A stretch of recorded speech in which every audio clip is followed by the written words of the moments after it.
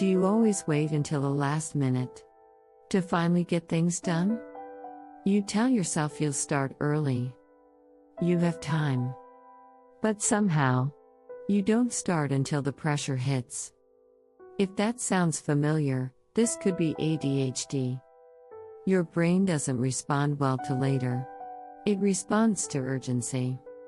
So when something feels far away, your brain doesn't engage. But when the deadline is close, your brain finally gets the stimulation it needs. Do you do this too? That's why you can go hours doing nothing, then suddenly focus under pressure. It's not that you work better under pressure. It's that pressure finally activates your brain. Try this, create fake urgency. Set a short timer, give yourself a mini deadline, or break the task into small time blocks. You're not waiting for motivation. You're creating activation.